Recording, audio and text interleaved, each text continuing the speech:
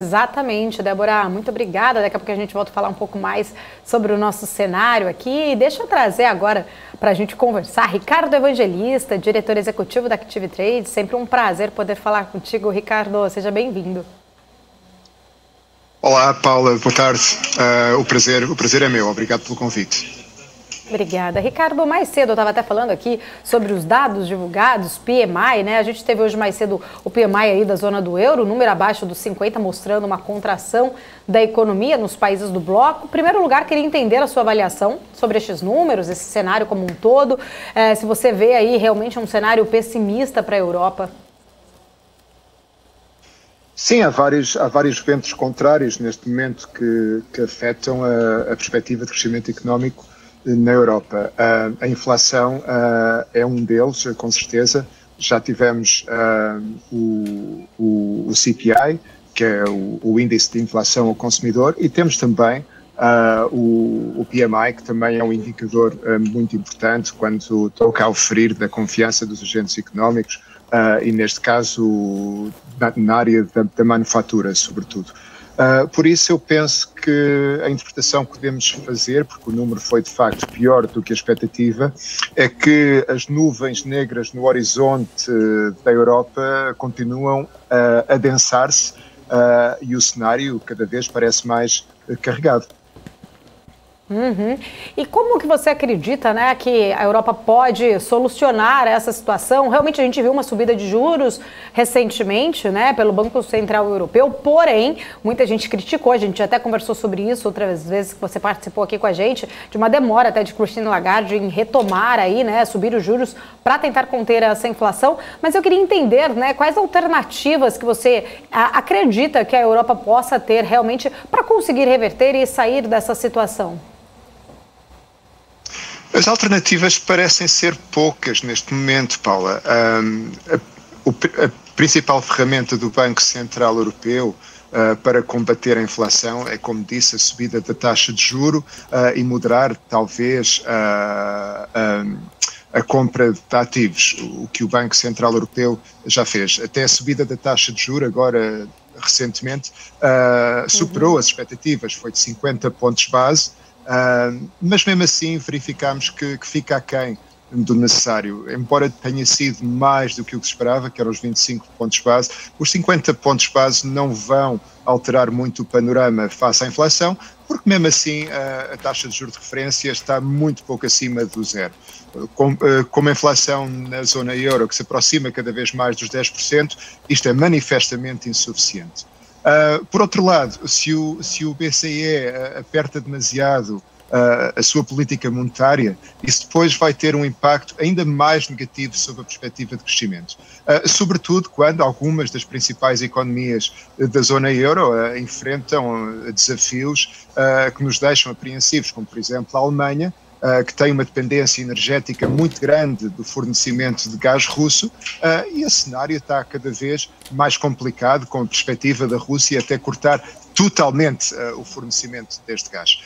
Por isso eu penso que neste momento o Banco Central Europeu o que poderá fazer será ficar um pouco na expectativa, sim, subiu a taxa de juros, mas pouco mais poderá subir, possivelmente mais duas subidas este ano, cada uma de 25 pontos base, mais do que isso seria de facto uma surpresa muito grande, e pode também ficar alerta a um outro problema, que é o problema colateral disto tudo, que é então o problema da fragmentação dentro da zona euro, em que os juros da dívida pública dos países da periferia, como por exemplo Itália, Espanha, Portugal, Grécia, agravam-se muito face aos países do norte, e isto torna depois impraticável a gestão e o pagamento do serviço desta dívida. Por isso, o Banco Central Europeu, neste momento, a sua principal função será evitar esta fragmentação, e eles já anunciaram também uma ferramenta para o fazer, que será através da compra de dívida destes países, sempre que o cenário o justificar. Mas, para além disso,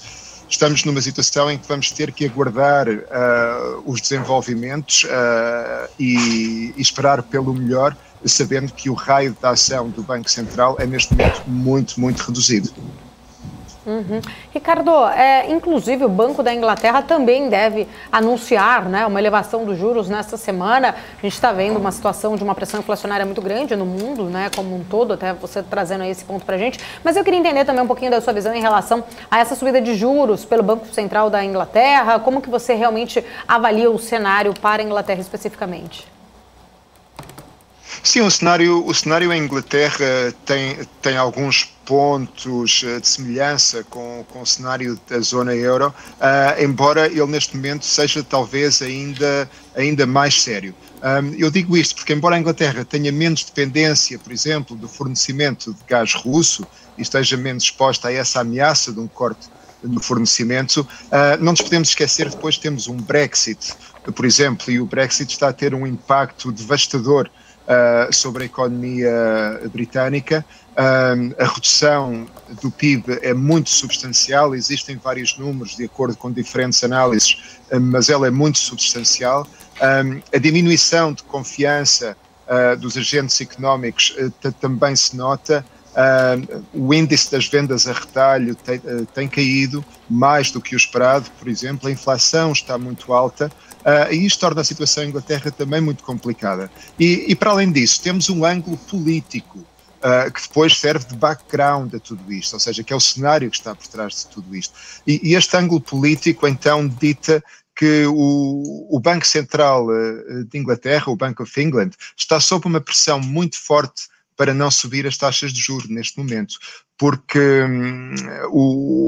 embora o Banco Central seja independente, a pressão política é enorme, porque o Partido Conservador é um partido que na sua gênese tem aversão então a taxas de juro alta, quer políticas de estímulo, sobretudo, para que venham a melhorar o crescimento.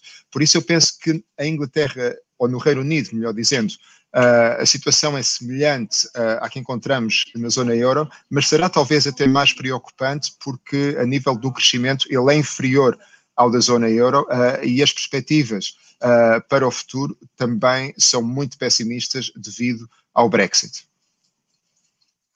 Né, Ricardo, a gente está vendo que, mesmo com um cenário até complicado para várias economias, a gente falou muito sobre Estados Unidos, até recentemente, por conta daquele PIB menor, trazendo uma recessão técnica, né, o segundo PIB consecutivo do ano. Inclusive, mais cedo até falei que o Goldman Sachs fez uma avaliação ali em relação aos resultados das companhias, avaliando que acabou surpreendendo o mercado, que os resultados vieram até melhores, e que, pegando um gancho sobre isso, mesmo com esse cenário aí difícil, né, de uma recuperação econômica, as empresas estão divulgando seus resultados, algumas trazendo aí até surpresas positivas, como o próprio Goldman Sachs falou, mas eu queria entender a sua avaliação sobre os números das empresas nesse cenário tão desafiador, né, de um cenário com inflação alta, subindo juros, e ainda assim as empresas listadas continuam trazendo bons resultados.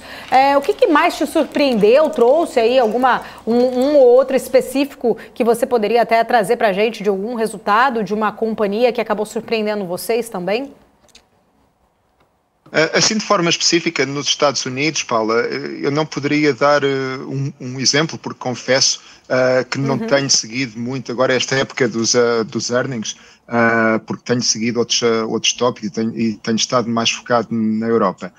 No entanto, repare, não é assim tão surpreendente que muitas empresas americanas estejam a apresentar resultados que sejam positivos, porque vamos ver, a economia está a crescer menos do que o esperado, e é verdade que houve uma contração no segundo trimestre, mas para muitas destas empresas as perspectivas de negócio continuam boas, ou seja, elas continuam com níveis de atividade bastante altos. Não nos podemos esquecer que, embora a economia esteja, de certa forma, a contrair nos Estados Unidos, o desemprego, por exemplo, mantém-se muito baixo. As pessoas ainda têm bastantes economias do tempo da pandemia e dos cheques que receberam. Por isso, é natural que algumas empresas tenham resultados mais positivos do que o esperado. Por exemplo, na área da banca, os resultados têm sido positivos, na área da energia, os resultados têm sido positivos, até mesmo na própria tecnologia. O resultado, você pediu-me um exemplo, eu diria, por exemplo, a Apple, o resultado foi mais positivo do que se esperava e aguentou-se bastante bem, mas isto também são tudo empresas, ou muitas delas são empresas que operam a nível global e os seus resultados não dependem apenas do que fazem internamente a nível doméstico.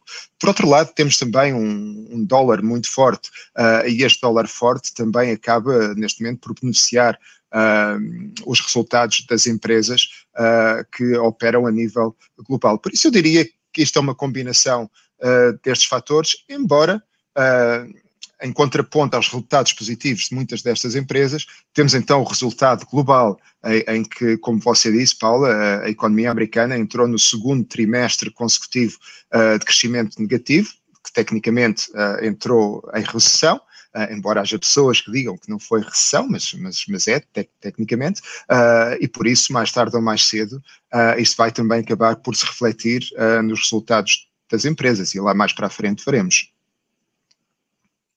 A Débora está aqui comigo, também tem perguntas para você. Vamos lá, Débora. Ricardo, bom dia para você. Bom, Ricardo, a gente leu informações, né, de que o Palácio Presidencial da Alemanha, em Berlim, não é mais iluminado durante o período da noite. A cidade de Hannover também está desligando a água quente nos chuveiros de suas piscinas e academias. Os municípios de todo o país estão preparando, né, paraísos de aquecimento para manter as pessoas aí protegidas no frio nesse momento, né? Isso num cenário em que o inverno ainda nem sequer chegou.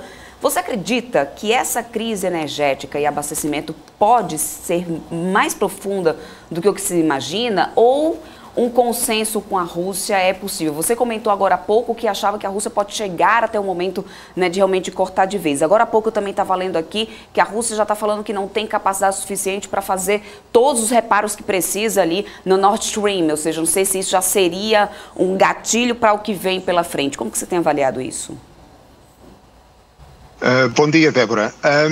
Assim, a Alemanha, agora olhando para trás e tendo o benefício de podermos olhar para trás e julgar o que aconteceu no passado, que é muito mais fácil, é claro, a Alemanha cometeu um erro estratégico muito grande ao fazer depender a sua política energética de uma relação com uma Rússia que é um parceiro com pouca credibilidade. Ou seja, a Rússia neste momento é o principal fornecedor de gás à Alemanha. E as circunstâncias na Alemanha são muito particulares, porque o consumo de gás a nível industrial, em termos de percentagem do total, é muito mais alto na Alemanha do que é no resto da zona euro. São quase 40% do gás consumido na Alemanha é consumido pela indústria. E isto é um cenário muito grave, porque a Rússia está-se a preparar para cortar o fornecimento de gás à Alemanha através do pipeline Nord Stream 1, como represália por aquilo que sente ser uma atitude da Alemanha relativamente ao conflito que a Rússia tem na Ucrânia, que não é a que eles esperavam, através da imposição de sanções, através da retórica política, etc. E a Rússia então vai se vingar e vai utilizar isto como alavancagem para tentar forçar uma mudança de paradigma político na Alemanha face ao conflito na Ucrânia. E isto é um problema muito grave, porque, como eu disse, a indústria alemã depende do gás russo. Quando eles assinaram estes acordos de fornecimento, eles fizeram partindo do pressuposto que o gás russo seria muito barato e logo daria uma vantagem competitiva muito grande à indústria alemã, só que agora está-se a ver que a nível estratégico foi um erro enorme. E a indústria alemã está nas mãos dos russos, não nos vamos iludir, é isto mesmo. Por isso será bastante possível, como você disse, Débora, que venhamos a assistir aí a reduções no fornecimento, a racionamento no fornecimento de energia na Alemanha e também noutros países. E como dizia Mário Draghi aqui há uns meses atrás, a Europa terá que escolher e vai ter que escolher entre a democracia ou o ar-condicionado. E a Europa está a escolher a democracia e por isso vai ter que pagar o preço dessa escolha.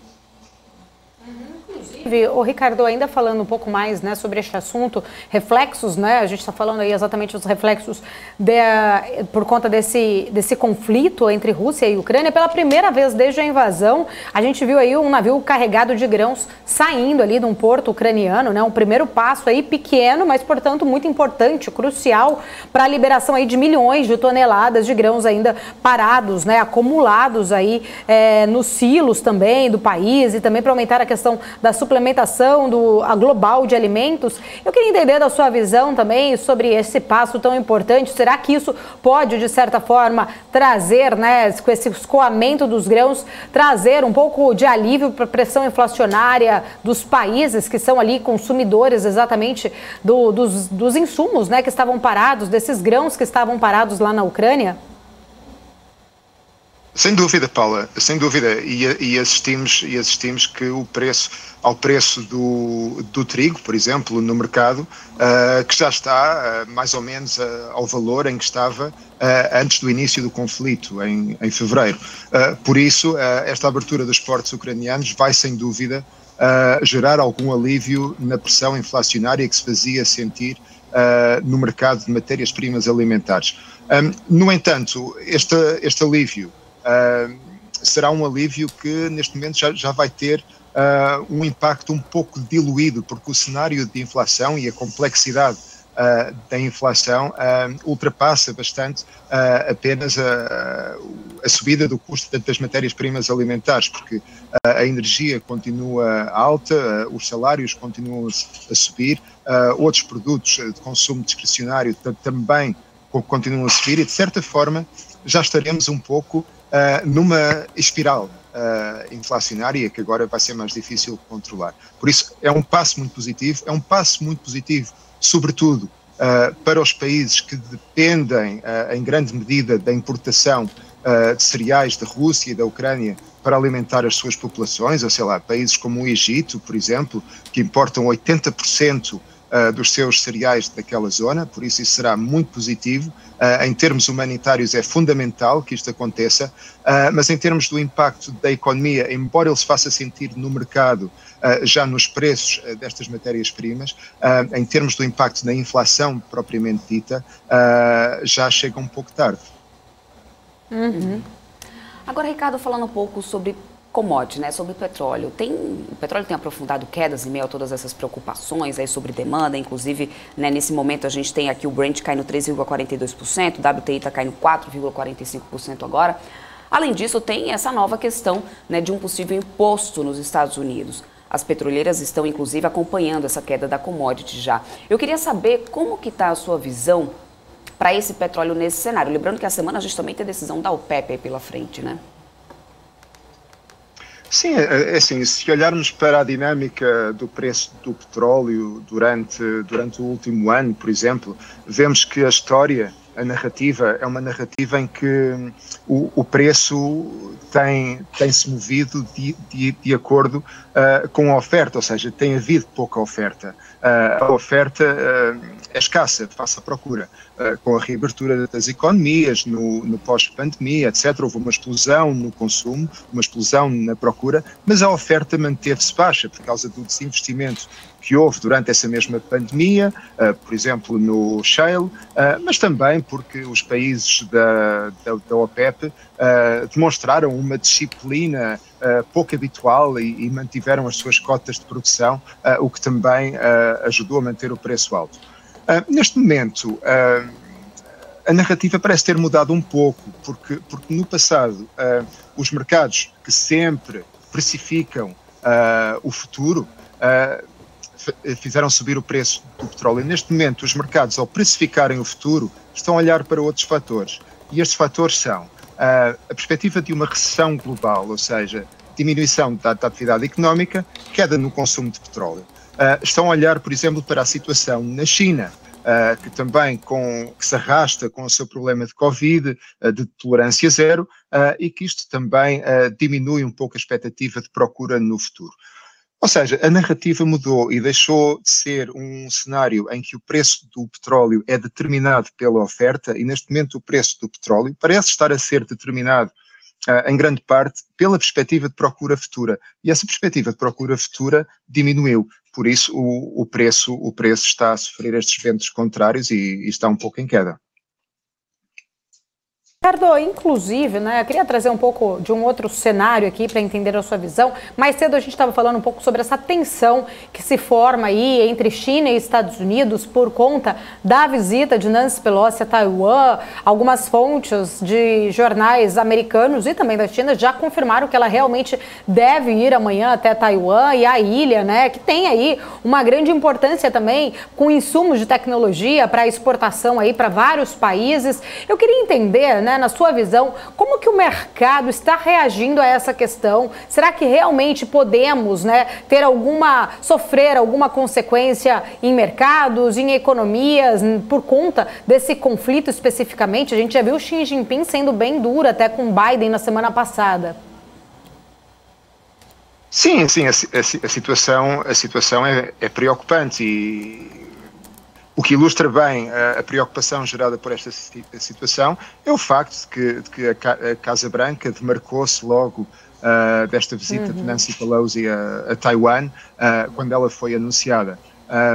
É assim, todos sabemos que a política da Casa Branca, a política americana, continua a ser a política que eles chamam de One China, ou seja, em que eles reconhecem que a China e Taiwan são o mesmo país, embora estejam completamente contra um ataque militar da China para retomar o poder sobre aquele território. Ou seja, é um pouco ambíguo, é um pouco complicado, mas é assim a política, em muitos casos, sobretudo a política internacional. Sim, esta situação pode vir a gerar preocupação e insere-se dentro de uma tendência de longo prazo em que o principal background a tudo mais que vai acontecer a nível geopolítico global é então este conflito latente entre os Estados Unidos e a China, entre a potência dominante e a potência emergente, que é um conflito clássico em termos históricos, sempre aconteceu no passado e está-se agora a repetir com os atores sendo os Estados Unidos e a China, e claro que uma escalada neste conflito teria potencial para provocar muito dano económico e provocar também muita ansiedade nos mercados financeiros. Por isso, vamos agora aguardar pelo desenrolar dos acontecimentos, mas penso que não será, neste momento, considerando tudo o que está a acontecer, penso que não será muito sensata esta visita de Nancy Pelosi, porque poderá então gerar uma reação mais adversa das autoridades de Pequim e, como você disse, aí Xi Jinping mostrou muito desagrado. Com certeza, né, Ricardo? Agradeço, como sempre, é um prazer poder falar contigo aqui na nossa programação. Só para a gente finalizar, gostaria que você deixasse, então, um recado aqui para o pessoal que está nos assistindo, né? Qual o recado final para esse mês de agosto que está começando agora também, né? O que podemos esperar? Como o investidor pode, né, se proteger ou aproveitar aí boas oportunidades na sua visão? Então, eu penso que o mês de agosto vai continuar a ser dominado pela discussão da inflação, pela discussão dos bancos centrais, embora tenhamos um mês mais calmo, mas penso que estes vão se manter como tópicos no topo da agenda. Eu penso que será bastante importante agora ver o que é que sai nos números do emprego dos Estados Unidos, porque isso também poderá criar alguma perspectiva para o que vai ser a atitude da Fed daqui até ao final do ano, embora a expectativa já seja de que eles sejam menos agressivos, mas com a sua política monetária, mas vamos a ver. Mas eu penso que será isso. Os mercados tiveram agora uma fase de crescimento muito grande.